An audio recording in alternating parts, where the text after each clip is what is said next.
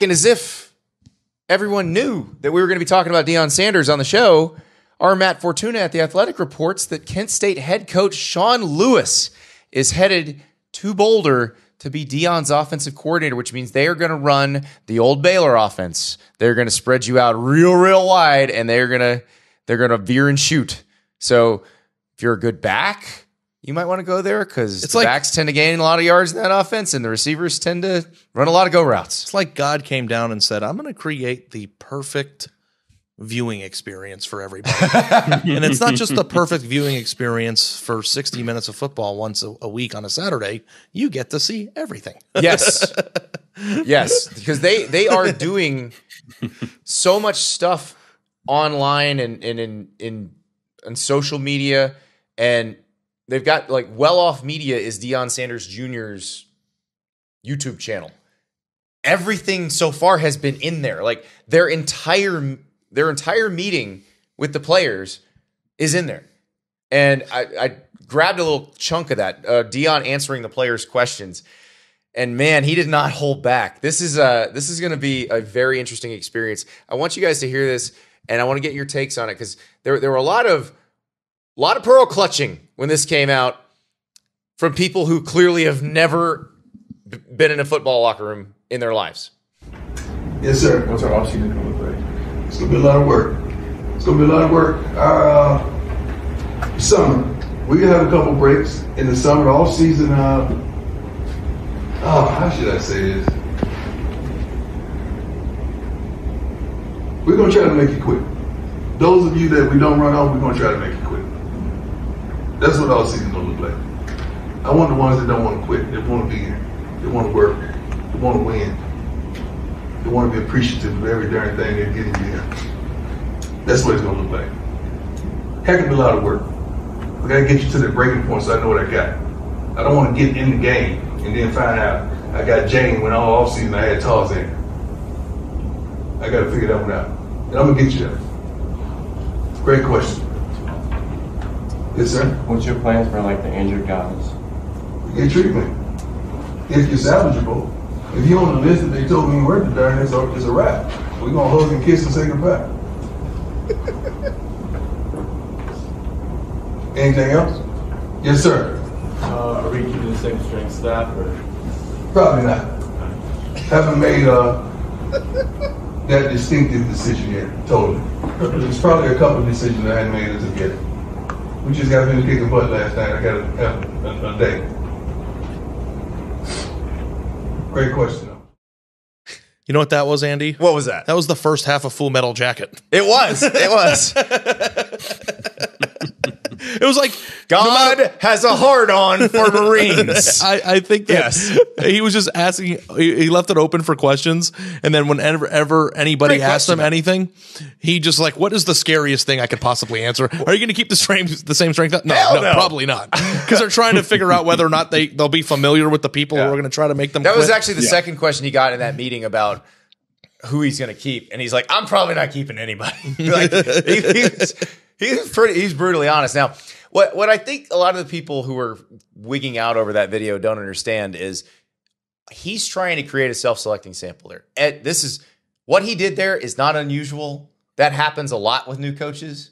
That's actually a pretty normal first meeting with a coach and players. We just don't normally get to watch it on video.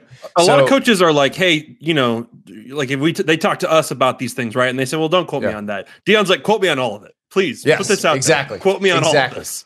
And the way he says it too is just like so Deion. Because whoever gets turned off by that, whatever player gets turned off by that, he didn't want on the team anyway. So I literally would quit. He's warning them now, this is going to be hell on earth for you. Which it probably won't be any more hell on earth than really anywhere else. But he just wants those people to leave who have no confidence. Meanwhile, the people are like, screw you, Deion, I'm going to prove you wrong. That's who he wants. That's who he wants to stay. The way the rules have changed now, Deion is probably going to bring in 30 to 45 new scholarship players this offseason. Oh, he's bringing his luggage, and it's Louis. Yes. and he is... When Colorado's throwing out an offer to a transfer, like it gets a different level of attention now than it did a year ago, right? Like I think he is excited about the opportunity to run guys off and bring new players in and set his culture. And, I don't think there's anything wrong with that. This is what makes him a hireable person, despite the fact that he didn't have a ton of experience, right? Because every single thing that he does has a underlying feel of legitimacy. Like the way a coach would come in, and a normal coach that doesn't have experience might have similar conversations like that, but the way that Deion conveys it, the way it's entertaining for people to watch. I actually think the players probably appreciate that more than somebody coming in there and BS and like, well, I don't know, I haven't made any decisions yet. I know, but you see on Twitter right now too, all these players that are going to be in the portal and the high school recruits that they're offering, like people want to go visit. And it's like maybe Boulder, Colorado will be a little bit like, it's beautiful, right? Oh, all the sports writers in America will tell you how beautiful it is, but when you go there, it might be pretty, but like the aura of the place is completely different in 5 seconds. Will they actually like football there? Because that's another thing is that's a school that doesn't always embrace the football team, even though they have the awesome live mascot. I talked to there was a coach I talked to last year or this summer about kind of that roster flipping, kind of the way the culture has changed now. And Andy, you've been in a locker room, so you probably could speak to this better too. The way the coach put it is there's a lot of guys in this program who are like working really hard, really trying to get better and stuff. And then there are some guys who are just existing. They're here, and you need to kind of give them the kick in the butt, whether that's to start working or to get out, because you just can't. They kind of just drags everybody down to have a bunch of people who really aren't that invested in it. Yeah, I mean, back in the day, you'd see guys, and they would be there for 5 years on scholarship, and they'd never really play. Like at the Power 5 level, that doesn't happen anymore. Like those people don't exist anymore because every scholarship is currency. Yeah, and you get moved out if you're not earning it. So, and again, I don't have a problem with that, especially in the NIL era. You eat what you kill. Like that. I think this has become like, I can understand the backlash to some of the stuff Deion's saying, and like I'm not unsympathetic towards Colorado players. Like just because their record sucks doesn't mean nobody's trying there and they all deserve to go or whatever. But like, I do think this has become like more destigmatized over time. This idea of running guys off. Yeah, and especially now, because if the guys play well, they can make a lot of money. It's actually very much a meritocracy at this point. Yeah, which. That's kind of what it's supposed to be. Here's the thing that nobody's saying, but I'm going to say it. Deion knows that he's going to fail if he doesn't have great players on his team. Absolutely. So like this isn't like well, we'll see how it goes. Everybody love everybody. Mm-hmm. Deion is a very flashy, probably arrogant in a good way person because of all the things that he's accomplished in his life. He's not going to go run Colorado's current roster out there and get his ass kicked for 6 games next year with all the crap he's talking and bring in my luggage. It's Louis, and then they're going to go 3-7 next year. That's not going to happen. Presumably, he watched a little bit of the Samsonite. Yeah, he's talking a big game right now. Yeah. People are, as much as like people on our show are like slippy, slappy, slammy. Well, it's funny. Like I heard during like the search, I heard that Colorado is not the easiest place to actually get transfers to, and that like maybe there's other jobs that would be better for Deion.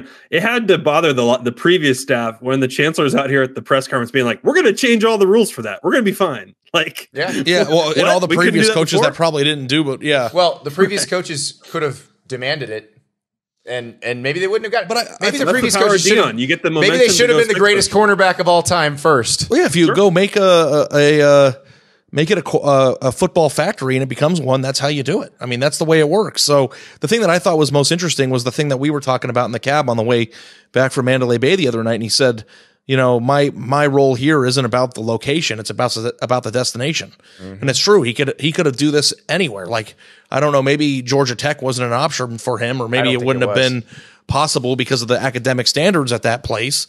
But it really doesn't matter where the location is. He could do this anywhere. People want to go on visits there. They want to see it. The stuff he's going to do at Colorado probably is the same stuff he'd do at Auburn, right? Absolutely. Same stuff he would have done it's the same stuff he did at Jackson State.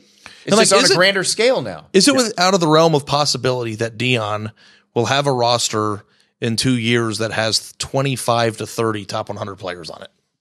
In 2 years. If he gets some out of the portal that we're talking about. Portal and 4 stars I could see. Well, okay, here's a better question. Can Deion within 2 years get Colorado into the top half of the Pac-12 in the talent composite? Yes. Then he has achieved what you hired in 2 years in the top half. I think he could maybe do it this year. Then he has really achieved. No, I don't know if there's enough time. Max, what do you think? We're saying 2 years. 2 years top half. Year. If it can happen in 1 year, great. But he's going to get them up that list pretty quickly. Yeah, I think top half. I mean, yeah, you can't say that they. This is with USC and UCLA still there. If he doesn't get him into the top half, then he failed. They'll be in the top half when USC and UCLA leave, I bet. Right, that'll be year 2. Like, are players like Caden Proctor, who is committed to Iowa, interested in Oregon, apparently, NIL situations are happening up there. But will he be able to flip guys this year out of the high school ranks? Maybe. Like, could he pull a Travis Hunter Rabbit out of his hat? I bet he can. Is he gonna I bet he was already working on one for Jackson State. Yeah, and if you can pull a rabbit out of your hat at Jackson State, how many can you pull out of your hat in a Pac-12 situation? Mm-hmm. Yeah, no, I think you're right. I think there will be. He's setting this all up to knock those dominoes down. If there's going to be some big names that sign with Colorado this year, and guys, I just want to point out, and in the last 3 days, we did a 20 minutes video only special on Deion. We've now spent half this podcast talking about Deion. That's what they're paying for. Mm-hmm. They're getting it all. I mean, this is more than we talked about Colorado. That's right. Since I've worked at The Athletic.